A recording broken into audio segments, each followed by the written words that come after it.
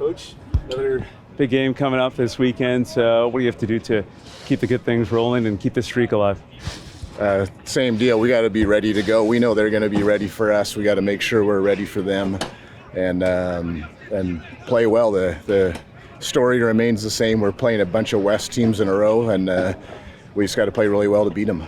The last game, you had a 3rd-and-1 situation. You had the play over the top, Vernon Adams to McInnes. How long do you work on plays like that, and when do you feel is the right time to pull that one out of the pocket? Yeah, you definitely work on those things, and sometimes they sit around for a couple weeks, but we talk about stuff like short yardage or a huge swing. So you think of that play in the game, you think of 3rd-and-1 on the goal line, and we stop them. So those things are huge momentum swings, and credit to our offense for making that play. The trickier plays in general than the things you might hold for the playoffs so later in the season. How much time is spent on that sort of stuff? And do you have some things that you're looking to play or use every week? Yeah, I mean, we want to do whatever we can to win whatever the game dictates each week. So we hold nothing back, because we need to try to stack as many wins as we can, and whether that includes trick plays or whatever it is, we need to do it. Anything specific, without getting to specifics, anything that you're keying on this game against Calgary on the weekend? They got a veteran group of coaches, so that's when I say we got to be ready for them, because they're going to be ready for us. As they're gonna be well prepared and do a lot of different things, and really that's the focus, is making sure we know what we're doing and that we can do it fast. Last couple of games against Calgary, Vernon has put up big numbers and has done a lot, particularly with his ability to escape and keep plays alive. Just how impressive has he been against them specifically? Yeah, big. They pressure a lot, and they pressured us a lot lately, and we don't expect anything different. We needed to do a better job of protecting him. But when you got an athletic quarterback that can move and make some plays, then that's feast or famine for the defense. When you pressure or zero, it's we call it hero zero. It either looks good or it doesn't, and his athleticism has definitely helped us out. TJ on the back end, getting him back, what's that mean to the group?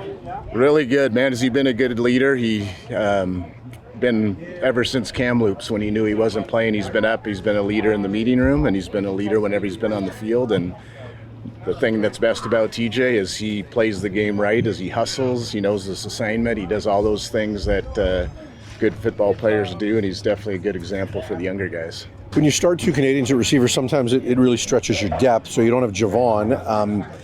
How important, first of all, just the challenges of going without him, given what he does even in the protection game, but then how important has David Mackey been in that absence? Yeah, you're exactly right. Mackey, I think people are starting to notice him even more, because he would fit the same mold of Cotoy as far as kind of the Swiss Army knife of being able to block, being able to run a route, being able to understand the whole offense, all those different things. So we're lucky to have Mackey around when Cotoy's down. So if McInnes only gets, say, 100 yards, would you be disappointed this week? Yeah. The coolest thing I've liked about McInnes, about VA, about Hollins, all those guys, and I don't coach them up, is they don't talk about stats.